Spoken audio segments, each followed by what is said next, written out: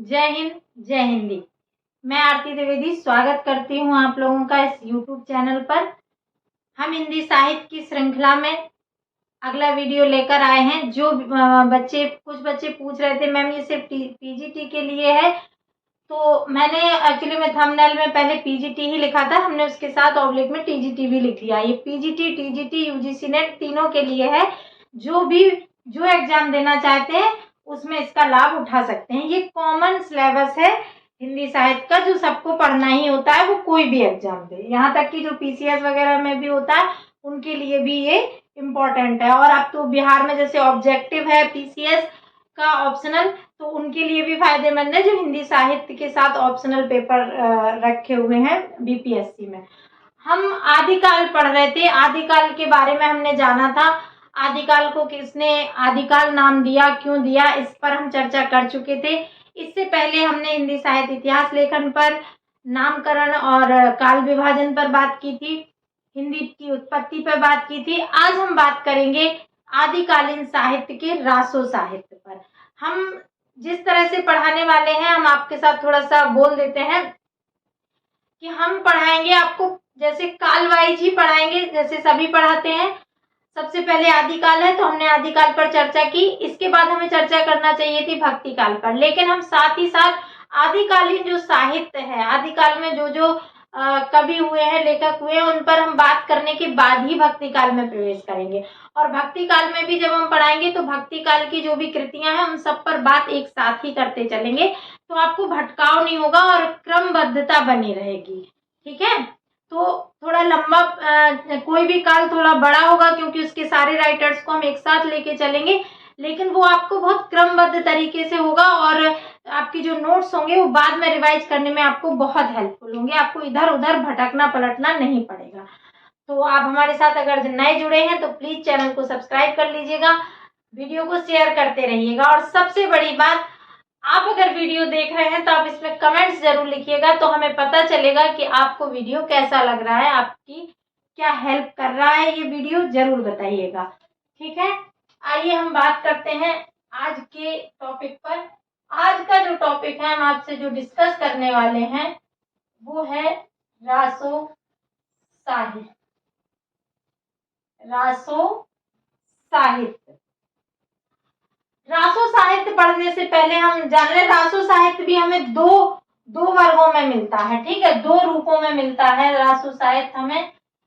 एक तो हमें मिलता है प्रबंध काव्य, प्रबंध के रूप में, और दूसरा हमें मिलता है वीर काव्य के रूप में। वीर काव्य के रूप में, वीर काव्य को अंग्रेजी में बैलेड्स कहा गया, बैलेड्स अंग्रेजी में इसको बैलेड्स कहा गया। कहीं कहीं हिंदी में भी बैलेड्स लिख देते हैं। तो ये क्या है, वीर गीत या वीर काव्य, वीर गीत भी लिख सकते हैं, वीर गीत या वीर काव्य। पहला प्रथम प्रबंध है, ग्रंथ है, जो पहला प्रबंध ग्रंथ है वो माना जाता है आपका खुमान रासो। क्या माना जाता है, खुमान रासो। ये दलपति विजय के द्वारा लिखा गया रासो ग्रंथ है, और ये माना जाता है बीसल देव रासो, बीसल देव रासो, जो नरपति नाल के द्वारा लिखा गया है। ये तो दो तरह के आपको रासो साहित्य मिलेंगे, आपकी जानकारी के लिए हमने यहाँ लिखा। इससे कम ही प्रश्न आता है। अब प्रश्न आता है कि रासो शब्द की उत्पत्ति कैसे हुई। अलग अलग विद्वानों ने रासो साहित्य की अलग अलग शब्द से उत्पत्ति मानी है। रासो शब्द की उत्पत्ति, रासो शब्द की उत्पत्ति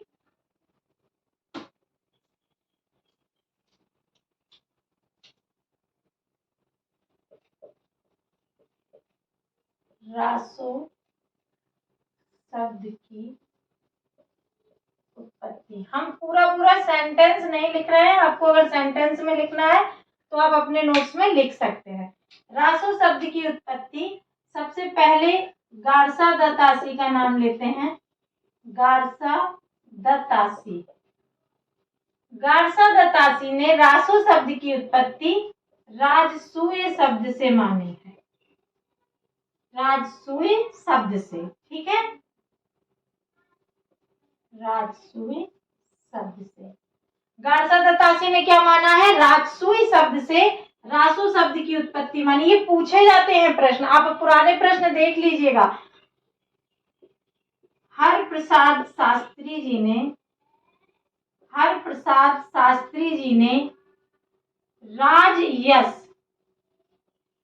राजयश शब्द से इसकी उत्पत्ति मानी है, ठीक है। रामचंद्र शुक्ल,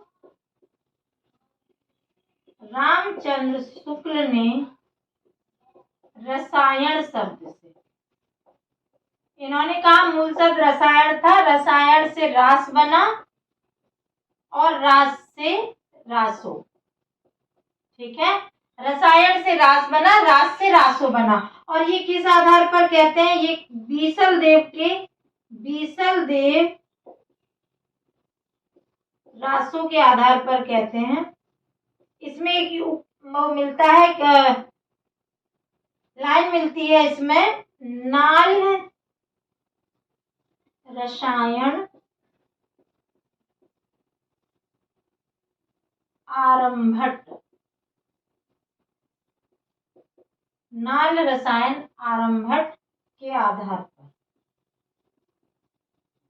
इसमें जो रसायन शब्द प्रयोग हुआ है, इसी के आधार पर ये रामचंद्र शुक्ल जी रासो शब्द की उत्पत्ति रसायन शब्द से मानते हैं, ठीक है। इसके बाद हम आगे लिखेंगे नंद दुलारे वाजपेयी, नंद दुलारे वाजपेयी, नंद दुलारे वाजपेयी ने इसकी उत्पत्ति मानी है, नंद दुलारे वाजपेयी ने इसकी उत्पत्ति मानी है रास शब्द से, ठीक है। श्याम सुंदर दास, सॉरी, राम स्वरूप चतुर्वेदी ने इसकी उत्पत्ति रस शब्द से मानी है। राम स्वरूप चतुर्वेदी इसकी उत्पत्ति रस शब्द से मानते हैं, ठीक है, रस शब्द से इसकी उत्पत्ति मानते हैं। नरोत्तम स्वामी, नरोत्तम स्वामी इसकी उत्पत्ति रसिक शब्द से मानते हैं, ठीक है। एक और बड़ा नाम आचार्य हजारी प्रसाद द्विवेदी,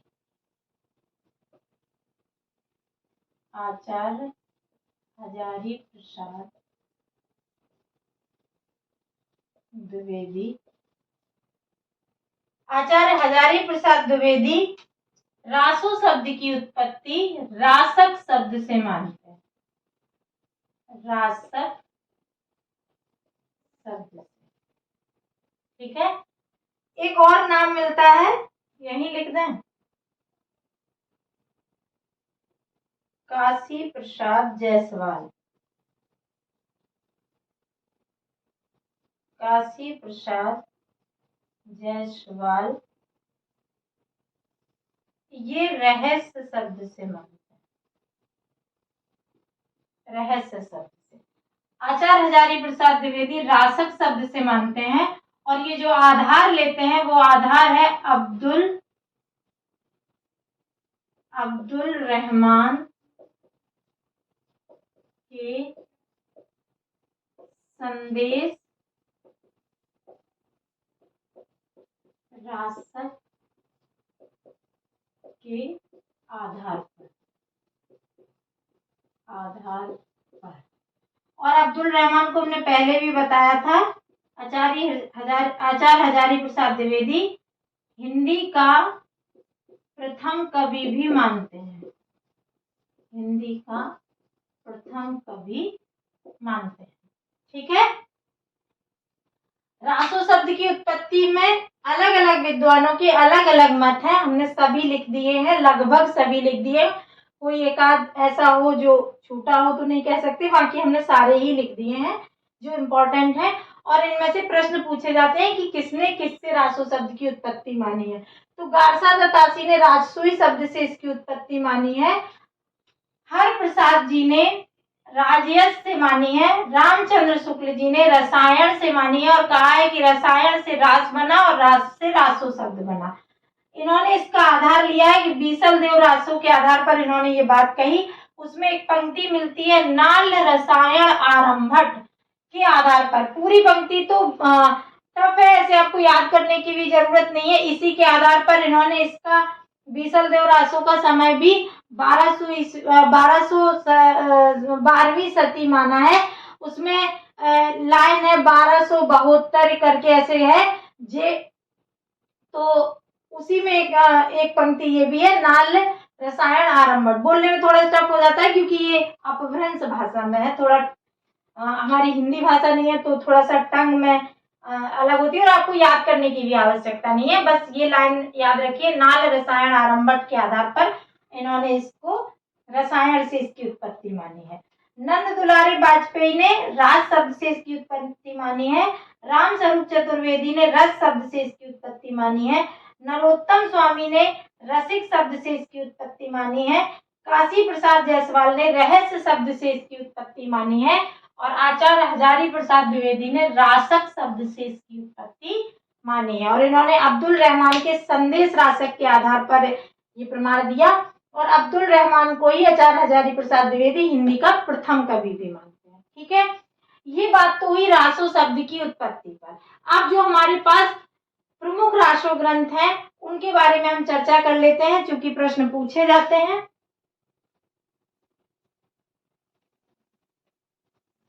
इसका आप लोग स्क्रीनशॉट ले लीजिएगा पॉज करके, या हम तो कहेंगे कि नोट करते जाइए। कॉपी में नोट रहेगा ना तो ज्यादा फायदा देगा, बाद में वीडियो तो आपके लिए है ही।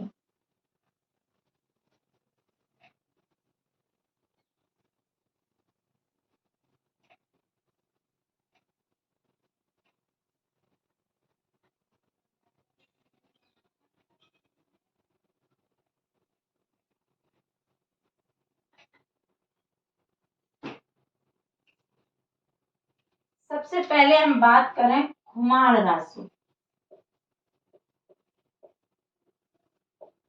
खुमार रासो, इसके राइटर हैं दलपति विजय। आप इसे याद कर सकते हैं, दलपति को विजय का खुमार हो गया, खुमार बोलते हैं ऐसे, दलपति को विजय का खुमार हो गया, याद रह जाएगा। खुमार रासो दलपति विजय की है, 9वीं सदी की रचना, 9वीं सदी। ठीक है, 9वीं सदी की ये रचना है। इसमें चित्तौड़ के राजा खुमार की वीरता का वर्णन किया गया है। चित्तौड़ के राजा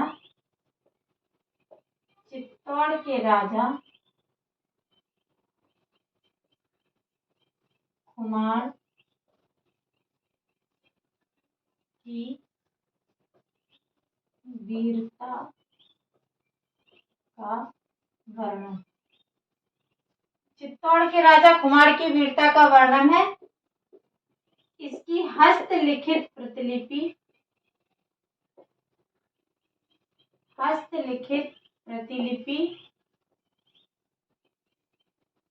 पूना संग्रहालय में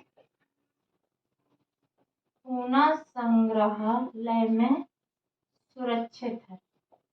ठीक है, इसकी हस्तलिखित प्रतिलिपि पूना संग्रहालय में सुरक्षित है। ये राजस्थानी हिंदी का इसमें प्रयोग किया गया है। इसकी शैली डिंगल हो सकती है क्योंकि राजस्थानी मिक्स हिंदी में डिंगल शैली होती है। कौन सी होती है? डिंगल शैली। ये श्रृंगार प्लस वीरतापूर्ण काव्य है।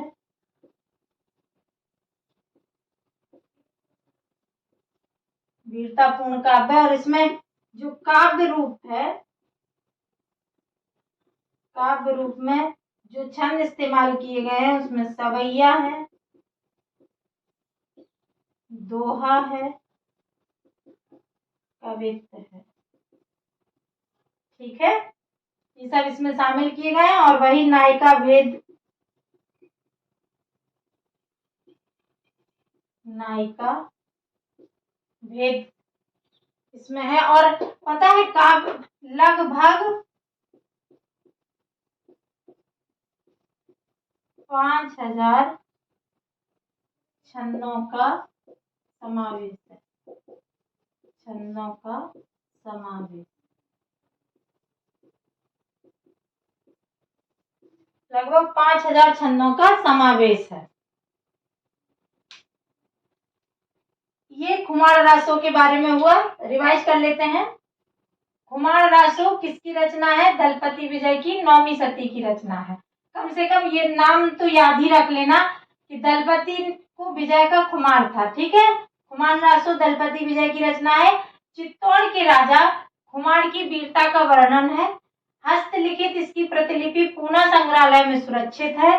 राजस्थानी हिंदी जिसे डिंगल शैली कहा जाता है उसका प्रयोग किया गया है। भाषा जो है वो राजस्थानी हिंदी है। श्रृंगार परक और वीरता पूर्वक पूर्ण काव्य है। नायिका भेद यानी कि नक्सिक वर्णन है, श्रृंगार से रिलेटेड है। काव्य रूप जो है उसमें सवैया है, दोहा है, कवित्त है और लगभग 5000 छंदों का समावेशन इसमें किया गया है, यानी कि 5000 छंदों की ये रचना है। कौन सी? खुमार रासो। मिटा देते हैं।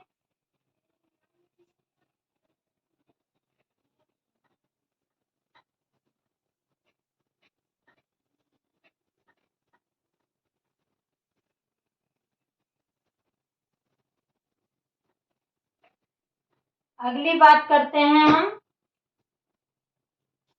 हम बात करते हैं विजयपाल रासो। ये नहीं सोच लेना कि विजयपाल रासो दलपति विजय की है, कंफ्यूज मत होना। विजयपाल रासो ये रचना है नल सिंह भाट की, नल सिंह भाट की रचना है जो 11वीं सदी की, 11वीं सदी की ये रचना है। ये हालांकि ये रचना अनुपलब्ध है, रचना जो है वो अनुपलब्ध है, यानी कि इसकी रचना उपलब्ध नहीं है। विजयगढ़ के राजा विजयपाल की, विजयगढ़ के राजा विजयपाल की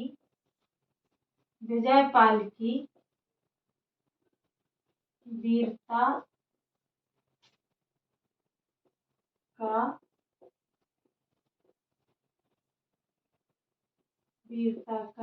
वर्णन। ठीक है, ये भी कैसा काव्य रूप इसका? ये भी वीर काव्य है। ये मूलतः अपभ्रंश भाषा में है, अपभ्रंश भाषा में।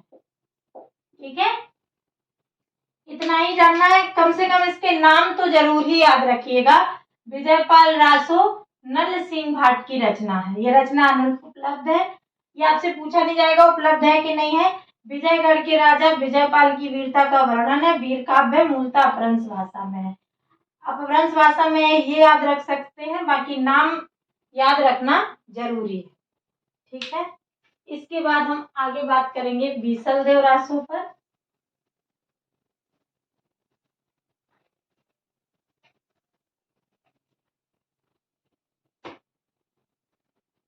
अगली रचना आपकी है बीसल देव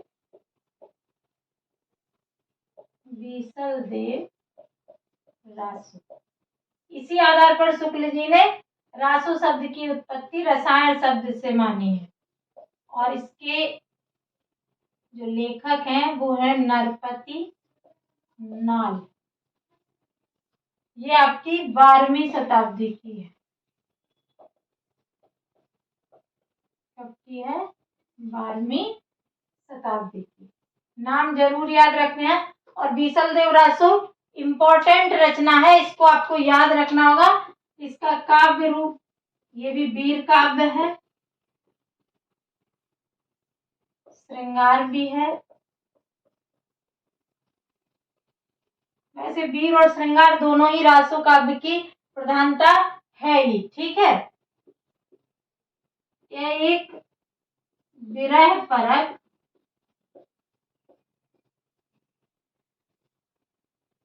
संदेश काव्य है। यह एक विरह परक संदेश काव्य है। सर्वप्रथम 12 मासा वर्णन मिलता है। सर्वप्रथम क्या मिलता है? 12 मासा वर्णन मिलता है हिंदी में। इससे पहले संस्कृत में था, हिंदी में पहली बार 12 मासा का वर्णन यहीं से मिलता है, ठीक है। इसमें पिंगल शैली का प्रयोग किया गया है। वैसे भी विरह काव्य है तो पिंगली शैली का प्रयोग होगा। मैंने बताया था पिंगल शैली में कोमल कांत पदावली लिखी जाते हैं। तो जब विरह काव्य है तो कोमल कांत पदावली में लिखा जाएगा, ओजपूर्ण पदावली तो उसमें प्रयोग होगी नहीं, ठीक है। और इसमें वर्तमान कालिक क्रिया का प्रयोग किया गया है।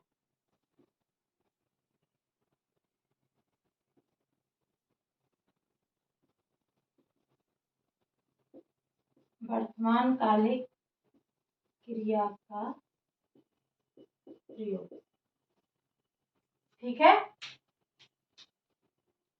बीसल देव रासो किसकी रचना है? नरपति नाल की। किस सदी में लिखी गई? 12वीं शताब्दी में। वीर काव्य है, श्रृंगार पूर्ण मुख्यता है, वियोग श्रृंगार।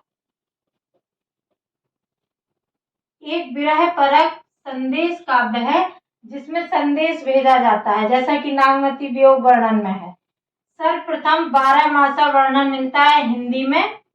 पिंगल शैली का प्रयोग किया गया है। वर्तमान कालिक क्रिया का प्रयोग किया गया है। वर्तमान कालिक का मतलब वर्तमान में लिखा गया है, इसमें भूत और भविष्य में नहीं। हर काम जैसे जा रहा है, जा रही है, इस तरह की क्रियाओं का, जाता है, जाती है वाली क्रियाओं का प्रयोग किया गया है, ठीक है। ये बीसल देव रासो हुआ। इसके बाद हम बात करेंगे पृथ्वीराज रासो पर, जो सबसे महत्वपूर्ण रासो है, जिसे महाकाव्य की भी संज्ञा दी गई है। शुक्ल जी ने चंद्रवरदाई को महाकवि, आदि महाकवि माना है हिंदी का।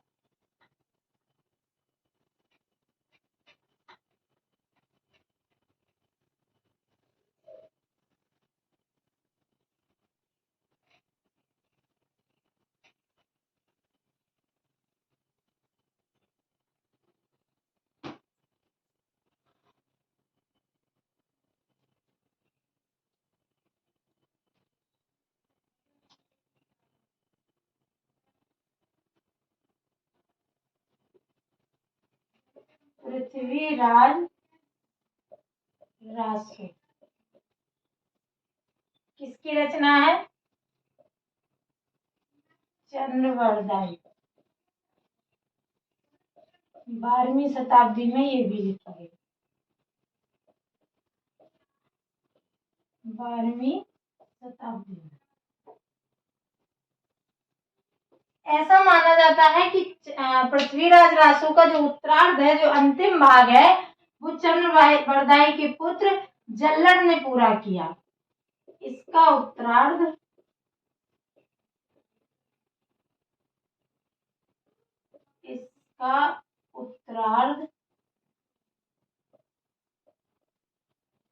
चंद्रवरदाई के पुत्र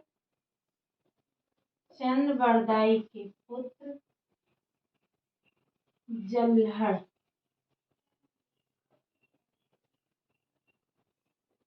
ने पूर्ण किया। ये भी प्रश्न पूछा जाता है, ठीक है। ये भी प्रश्न पूछा जाता है। इसमें डिंगल पिंगल दोनों शैली का प्रयोग मिलेगा आपको। डिंगल प्लस पिंगल शैली। का प्रयोग। इसमें 69 समय का प्रयोग है, 69 समय में बटा हुआ है।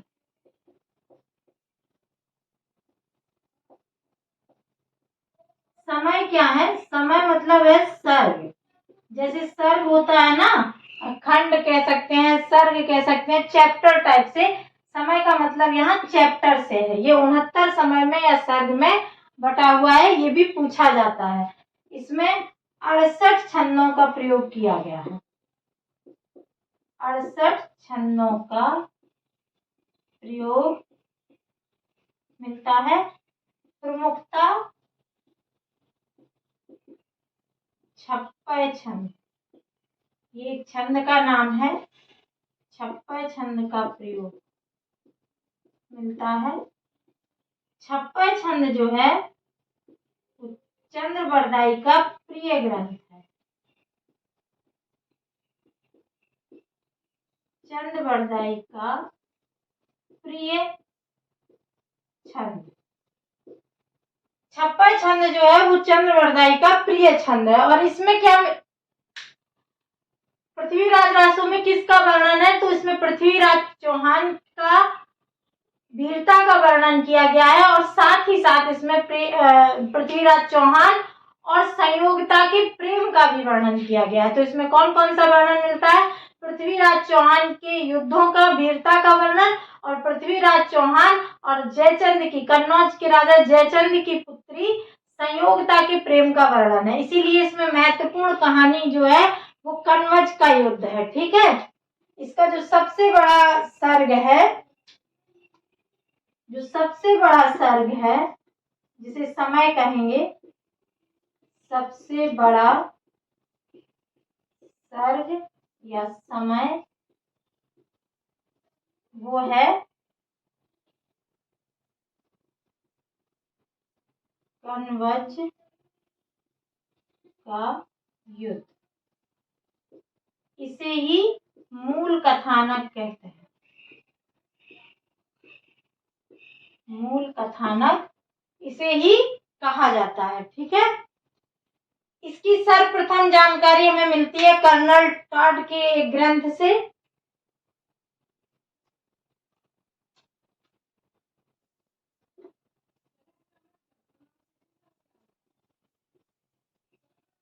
जानकारी सर्वप्रथम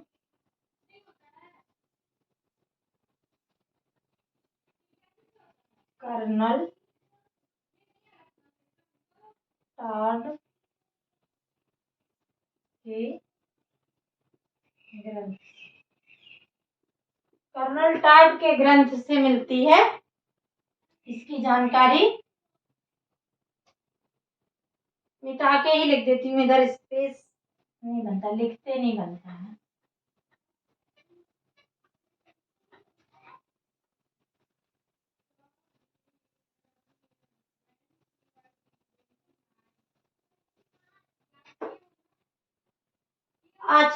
आचार्य द्विवेदी जी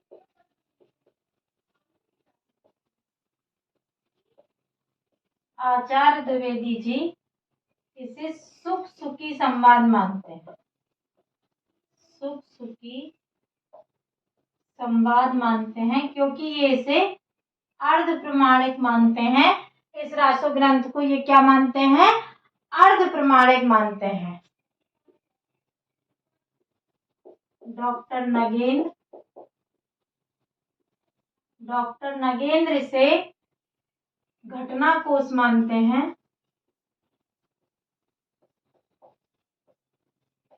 अलग अलग विद्वान इसे किस किस नाम से जानते हैं?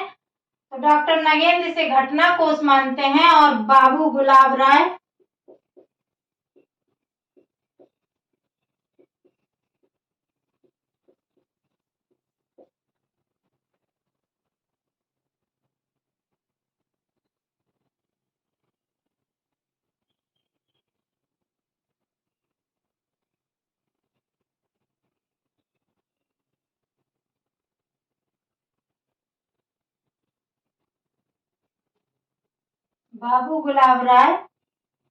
स्वाभाविक स्वाभाविक विकासशील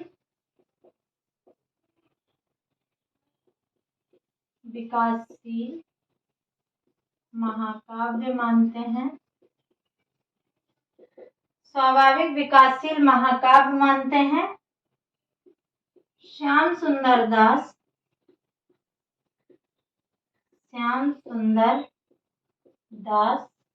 व उदय नारायण तिवारी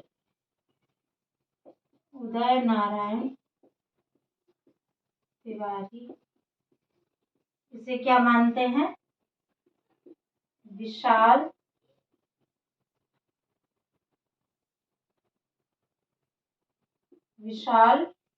वीर काव्य। ठीक है, विशाल वीर काव्य मानते हैं। श्याम सुंदर दास व उदय नारायण तिवारी इसे विशाल वीर काव्य मानते हैं। और डॉक्टर बच्चन सिंह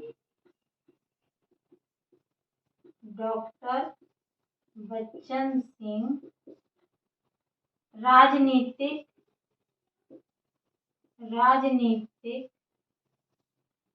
महाकाव्यात्मक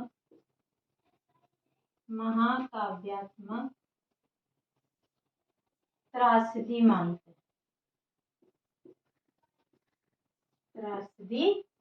मानते हैं। ठीक है, पृथ्वीराज रासो को आचार्य द्विवेदी जी अर्ध प्रमाणिक मानते हैं तथा सुख सुखी संवाद कहते हैं। डॉक्टर नागेंद्र से घटना कोश कहते हैं। बाबू गुलाब राय से स्वाभाविक विकासशील महाकाव्य कहते हैं। बाबू श्याम सुंदर दास व उदय नारायण तिवारी इसे विशाल वीर काव्य कहते हैं। और डॉक्टर बच्चन सिंह इसे राजनीतिक महाकाव्य त्रासदी कहते हैं। स्वयं चंद्रवरदाई लिखते हैं, एक थाल, स्वयं ये लिखते हैं कि एक थाल जन्म एक थाल मरण। एक थाल जन्म एक थाल मरण किसके लिए प्रयोग हुआ है? पृथ्वीराज चौहान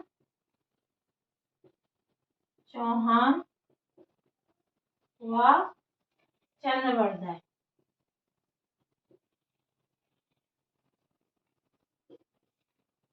इसका मतलब है एक थाल जन्म एक थाल मरण का मतलब है एक ही साथ इनका जन्म हुआ था और एक ही साथ इनकी युद्ध में, मोहम्मद गौरी से के युद्ध में एक ही साथ इनकी मृत्यु हुई थी।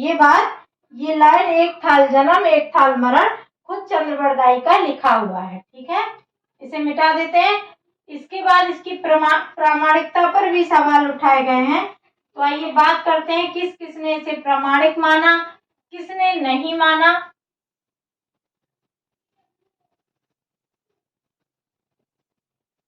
जहां जहां से प्रश्न बनते हैं हम वहीं पर विशेष चर्चा करेंगे।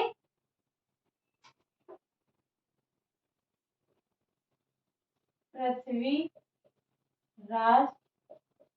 रासो की प्रामाणिकता 3 तरह का है।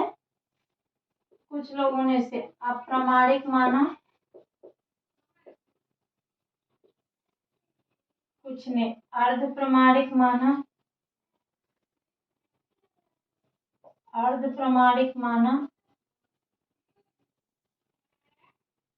अप्रामाणिक माना, अर्ध प्रमाणिक माना और प्रमाणिक माना। प्रमाणिक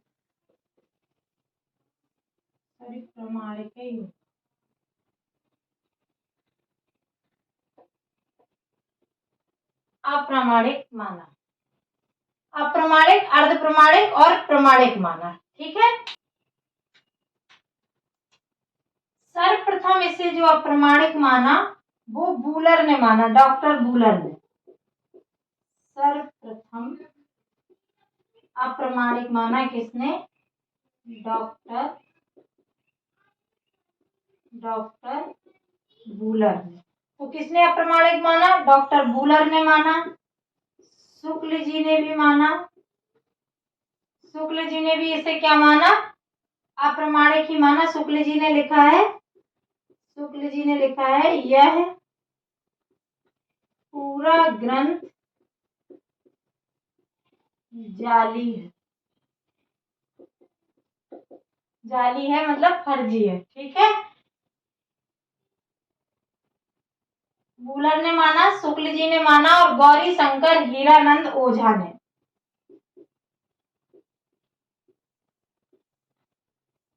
गौरी शंकर हीरानंद ओझा, इन तीनों ने इसे अप्रमाणिक माना।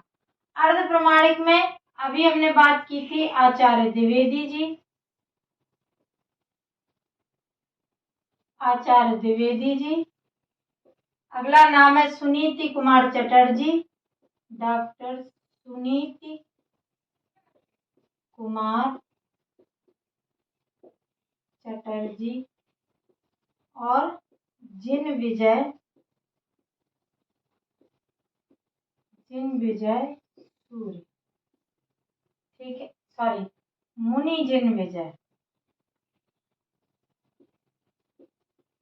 मुनि जिन विजय। और प्रमाणिक किन किन ने माना है, पीछे हम बता चुके हैं। कर्नल टाड ने सर्वप्रथम उन्होंने ही माना था, कर्नल टाड ने माना। मिश्र बंधुओं ने भी इसे प्रमाणिक माना, मिश्र बंधु ने इसे प्रमाणिक माना।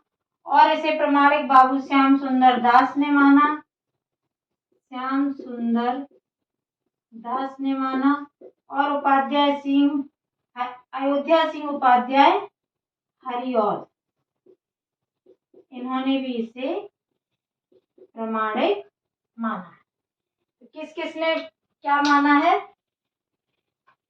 सर्वप्रथम डॉक्टर बूलर ने इसे अप्रमाणिक माना, शुक्ल जी ने इसे अप्रमाणिक माना और कहा यह पूरा ग्रंथ जाली है। गौरी शंकर हीरानंद ओझा ने भी इसे अप्रमाणिक माना। अर्ध प्रमाणिक आचार्य द्विवेदी जी ने माना और इन्होंने कहा कि ये सुख सुखी संवाद है। डॉक्टर सुनीति कुमार चटर्जी ने भी इसे अर्ध प्रमाणिक माना और मुनि जिन विजय ने भी इसे अर्ध प्रमाणिक माना। और प्रमाणिक मानने वाले सर्वप्रथम कर्नल टाड ने इसे प्रमाणिक माना। इन्होंने संयोगिता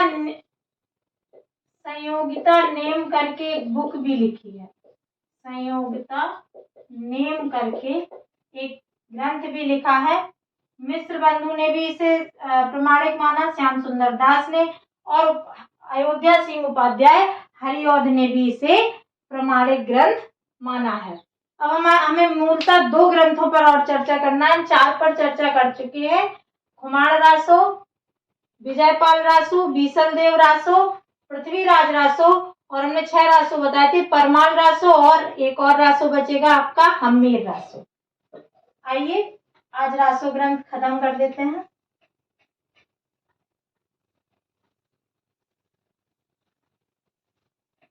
शब्द गलत बोल गई मैं, खत्म कर देते हैं। खत्म नहीं करेंगे भाई, इनको पूरा डिस्कस कर लेते हैं।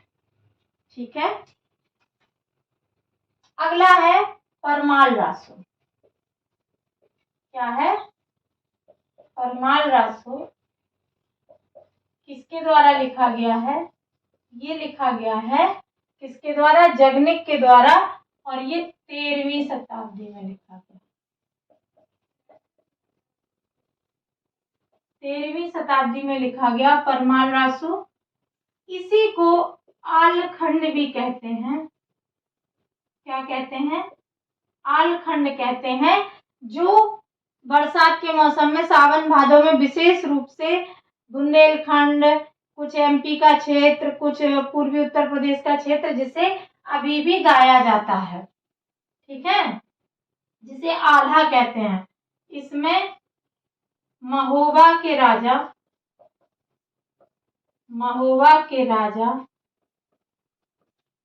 परमाल, या इन्हीं को परमादिदेव कहा गया। देव के 2 योद्धा आल्हा प्लस उदल, इन्हीं को उदय सिंह भी कहते हैं, की वीरता का वर्णन है। महोबा के राजा परमाल देव के दो सेनापति थे। वैसे तो कहा जाता है कि इनके पुत्र ही थे, मतलब इनके भाई के पुत्र थे, जो आल्हा में कहा गया है। उनका आल्हा उदल नाम था और उनकी वीरता का वर्णन है।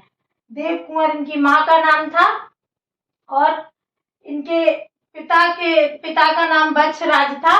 इनकी कहानी बड़ी इंटरेस्टिंग लगती है, हालांकि सच कितना झूठ कितना पता नहीं। और ये आल्हा उदल की बहुत बार लड़ाई पृथ्वीराज चौहान से भी होती है। कहा जाता है पृथ्वीराज चौहान की जो बेटी थी वो राजा परमाल के पुत्र ब्रह्मा के साथ उसका विवाह हुआ था, जिसे पृथ्वीराज अपनी बेइज्जती मानता था और इनसे युद्ध करता था, पर इनको कोई हरा नहीं पाता था, ये जीतते थे। अक्सर लड़ाई में ये जीत जाते थे। इनके मामा माने जाते थे माहिल, जिनका नगर उरई माना जाता है। ठीक है, वहां के रसगुल्ले भी फेमस हैं, गुलाब जामुन।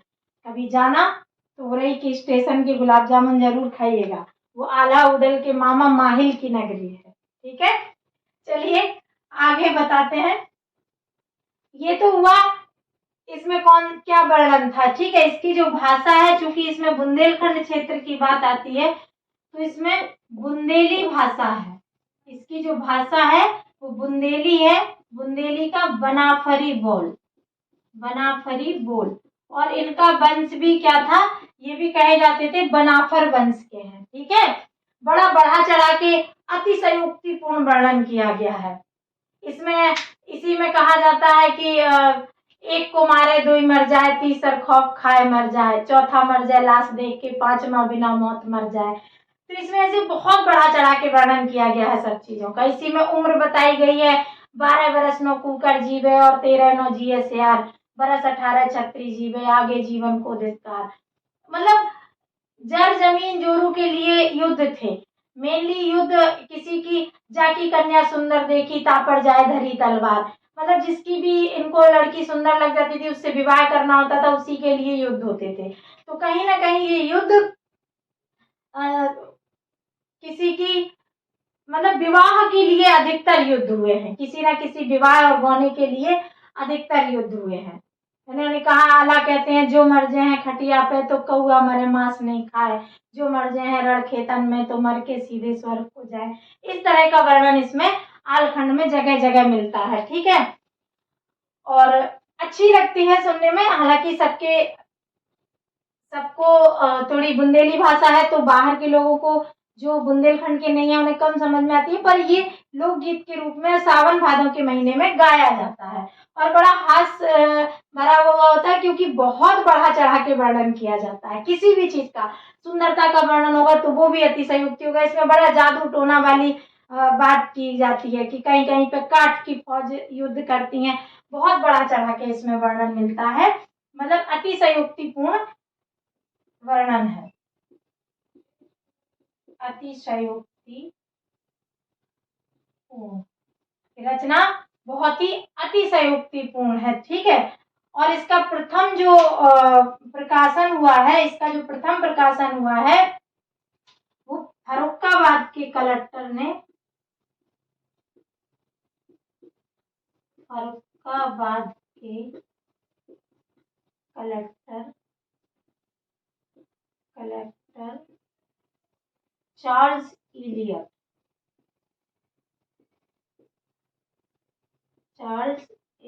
ने 1865 में, 1965 में तो भारत स्वतंत्र हो जाएगा। 1865 ईस्वी में प्रथम प्रकाशन करवाया। क्या करवाया? प्रथम प्रकाशन इसका 1865 ईस्वी में फर्रुखाबाद के कलेक्टर चार्ल्स इलियट ने करवाया। इसके बाद बाबू श्याम सुंदर दास ने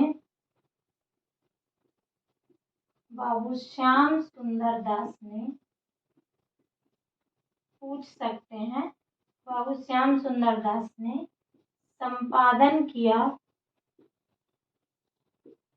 परमाल रासो के नाम से। परमाल रासो के नाम से इन्होंने क्या किया, दूसरा प्रकाशन कराया, जिसे संपादन भी कहा जा सकता है या फिर प्रकाशन भी कहा जा सकता है। तो ये आपका परमाल रासो था। एक और है हम्मीर रासो, उस पर भी चर्चा कर लेते हैं, उसमें ज्यादा कुछ नहीं है।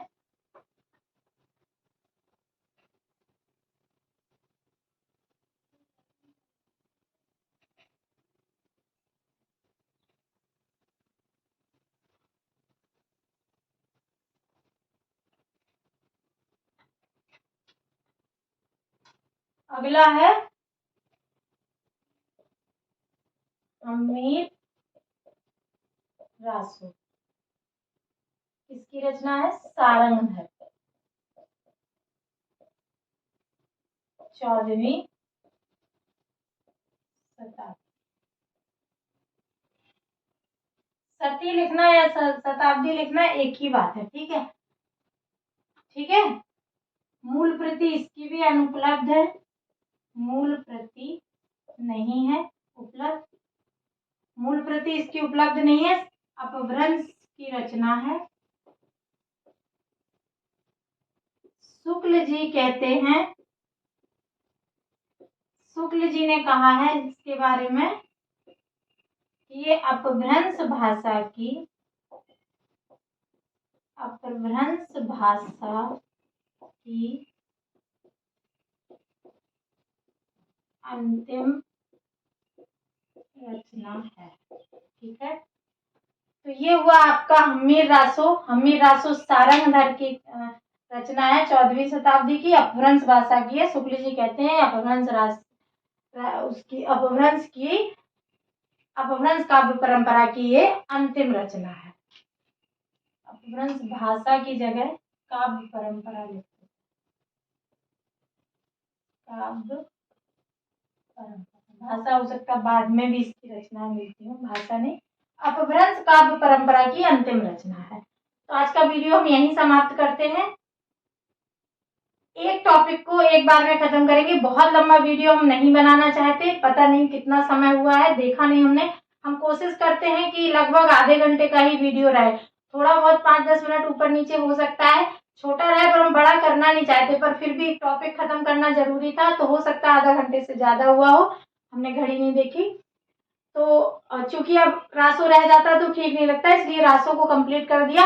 अब अगला टॉपिक आदिकाल का ही हम दूसरा भाग, या तो जैन साहित्य या फिर सिद्धनाथ, कोई एक पर चर्चा करेंगे। तो हमारे साथ जुड़े रहने के लिए बहुत बहुत धन्यवाद।